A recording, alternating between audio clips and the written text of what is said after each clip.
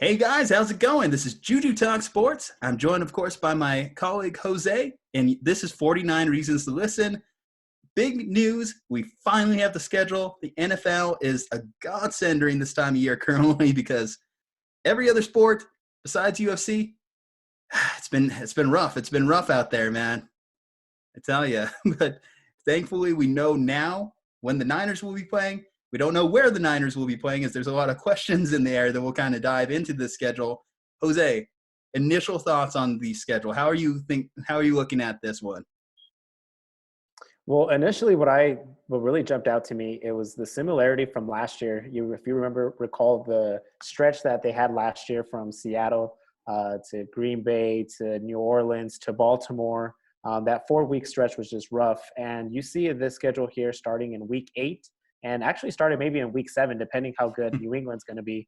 But with starting here in week 8, week 9, week 10, you see at Seattle, and then they come back home to Green Bay, and then at New Orleans. So playing New Orleans in New Orleans again, Mm-hmm. that's one of the things that really jumped out to me. That middle part of that schedule is just it's going to be brutal.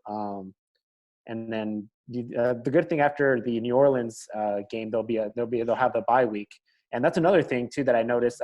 Last year the bye week was very very early in the year, and this week Oh and yeah. this season it'll be week 11. So that'll be interesting to see how that plays out as far as being able to maybe get some guys healthy towards the end of the season there. That's a good point to touch on. So last week, the bye week came in week 4, and you could tell how beat up those guys were. Like the fact that they managed to get that playoff bye in the first round of the playoffs was huge because they wouldn't have had D Ford back for that Minnesota game. They would have had Quan Alexander back for that Minnesota game.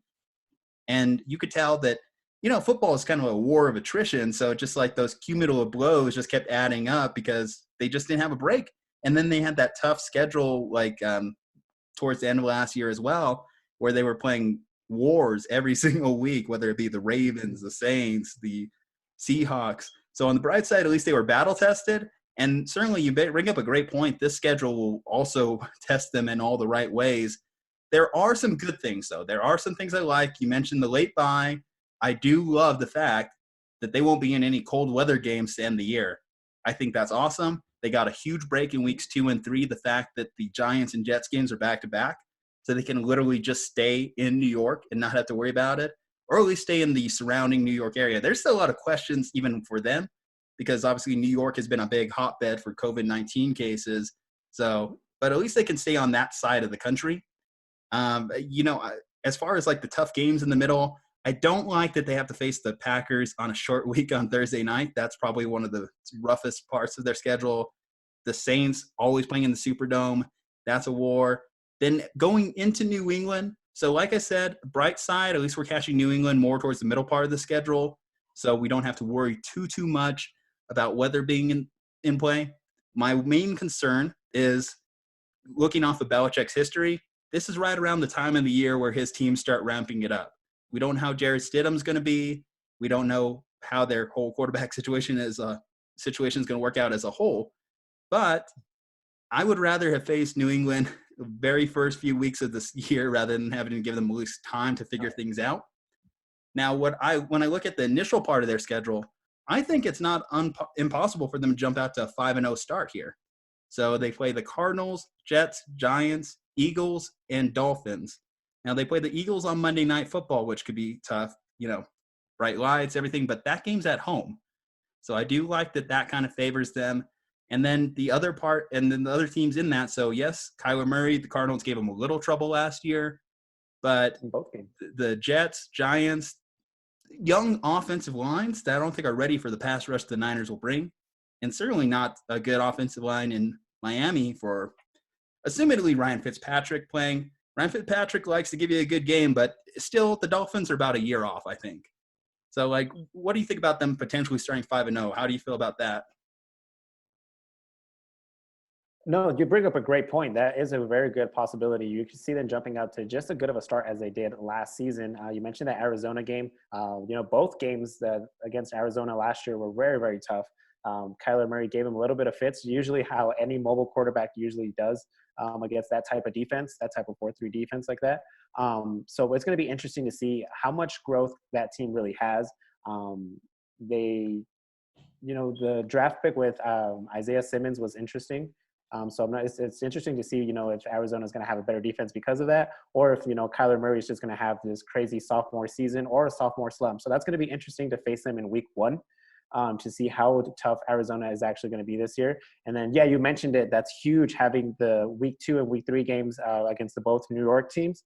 That's very, very huge. And if they do end up playing at MetLife, those weeks, that's going to be great. And if they have to play somewhere else, I'm assuming the Giants and Jets are probably going to play in the same place anyway, even if they're not going to play at MetLife. So they're going to stay in that part of the country anyway for those 2 weeks. That's huge. The Philly game, that's another interesting team. That's going to be another interesting game as well. And I think they have the flex option there for either Monday night or Sunday night game. Oh yeah, I misread it. It is Sunday night. I thought it was going to be Monday night. I think, yeah. Right. Yeah. So, and again, it's still a Sunday night game. That's still, a different, that's a different type of atmosphere. I'm glad they have that game at home as well. And then, yeah, you mentioned Miami in week 5. They've actually been able to round up a couple of nice pieces. I really like their draft as well. Like you said, it'll probably be more than likely Ryan Fitzpatrick, unless he comes out to like a super horrible start in the first 4 weeks. And then they might just, throw into a Tagovailoa. But yeah, Miami, it'll be interesting. They have them at home as well. They're still super young. So, yeah, I think seeing a 5-0 start is not something that's really could be shocking. I mean, that's something that's very, very manageable here those first 5 weeks. And, it's probably very needed, because obviously that's right before those 5 weeks, could be pivotal in preparing them for the next tough stretch of their schedule. Because if they could start off 5-0, then that puts less pressure on them to win all 5 of the next games, where they start off Rams, Patriots, Seahawks, Packers, Saints, another Rams game, and then Bills on Monday night. So, that definitely is going to be that tough stretch of their schedule that everyone's talking about. So if they could start 5-0, that at least builds them some equity, builds them some room to breathe. Because what would, if in that stretch, so I guess if we start at the first Rams game and work off to the Bills, what do you think would be an acceptable record for them to have in that stretch of games? I would say they'd have to at least, so let's see, so that's 7 weeks right there. So if they could go 7 games, yeah. I would like them to go 5-2, but more realistically, if they could go 4-3 during that stretch, I think that would be a great way to kind of like ease into their schedule before they have to play the Redskins, the Cowboys on the road, and then, another stretch of games with the Cardinals and Seahawks, because then that might put them in that 11-5, 12-4 range, which I think would be close to a first round bye, if not, right there.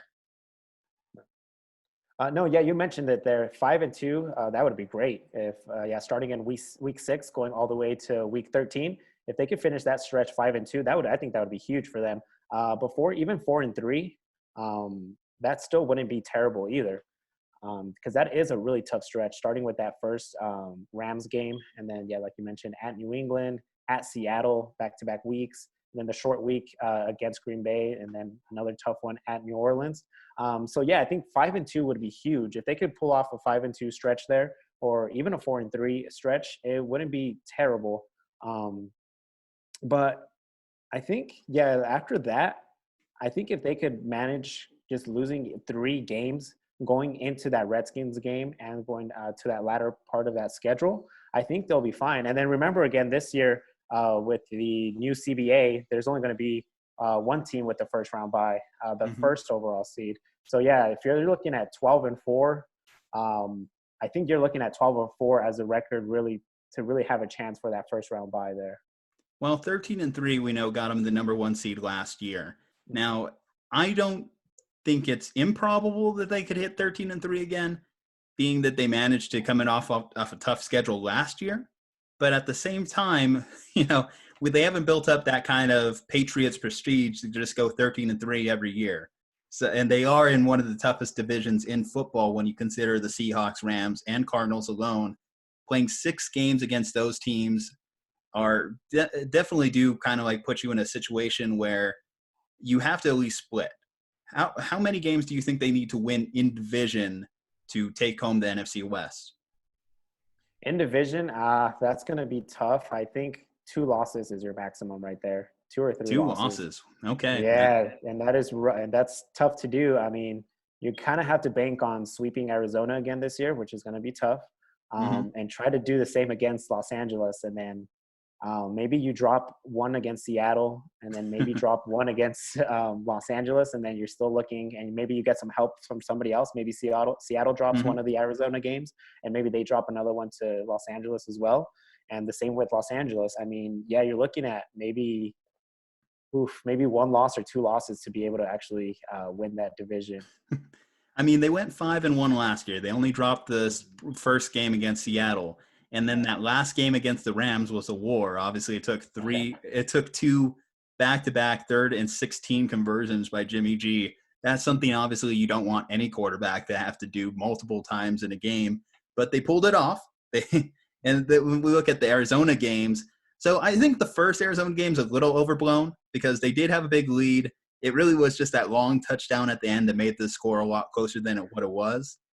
But the second one, the Cardinals jumped out to like a 16-point lead, if I remember correctly. And it just took some big plays by Kyle Shanahan, dialing up a big screen to Ricky James, and then that got the offense going. So you do count that you're probably going to lose one game at least to the Rams or Cardinals this year. Right. I think the lowest they could go is 3-3 and still have a chance to win the division. Because I guess you got to focus mostly on winning the NFC West first, at least gain a home field advantage in the playoffs. And then anything else besides that is gravy. If they could get that first round bye with only one bye team, then fantastic. But I'm not banking on it coming off of last year. I think it's not improbable that they could start off slow. Another thing that we were talking about in the pre-show here, so they might not have a home game really this year. So in recent news, California's putting on some pretty strict regulations as far as like in regards to the COVID-19 situation. LA County has increased their stay-at-home orders another 3 months. So if they're doing that in LA, they could very easily do that in the Bay Area and make that statewide. Now the Niners are talking contingency plans, and it sounds like playing in Arizona, playing in Glendale might be their best option if that happens. Now, assuming that the stay-at-home orders go that far, we're probably going to guess there's not going to be fan attendance at that point, if that's the case.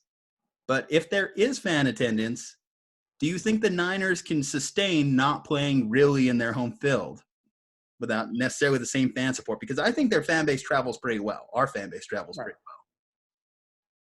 No, yeah, that's an interesting point to see if they're even going to be playing at Levi Stadium to start the season or even for the whole regular season. But yeah, you mentioned Arizona. Niner fans do travel really, really well. When they do play the yearly game in Glendale, you see a lot of Niner jerseys in the crowd. So yeah, that wouldn't be something that I would be too worried about. And also really that style of play that, they really like to run the ball. They have, a defense that could, get to the quarterback. That usually bodes well for teams that are, play, well on the road. Mm-hmm. So they could be a good road team. And those basically would be just neutral games at that point if they are going to play some games in Arizona, which would be quote unquote home games for them. But I think their style of play actually helps them in a way that they like to run the ball. They like to get to the quarterback and often. So that type of style of play actually kind of helps teams whenever they play on the road, or if they have these neutral games, like if they play in London or whatever, or like in Mexico, have they been doing the past couple seasons. So I think that actually helps them. But as far as like fan support, I wouldn't be too worried about that, especially in Arizona. Like I mentioned, whenever they have that yearly trip to Glendale, whenever they play the Cardinal game in Arizona, you do see a lot of Niner fans in the stands. So I wouldn't be too worried about that for now. Man, Red Sea is not going to be happy to hear that. It's true, okay. It's true. Yeah, well, let's try and figure out what their record's going to be. Let's go at this 4 games at a time and just see what their win-loss record is in each quarter here. So weeks 1 through 4, they're going to be playing the Cardinals, Jets, Giants, Eagles. Now, I said I think they could start the season 5-0, so that means I'm going to go with 4-0 here.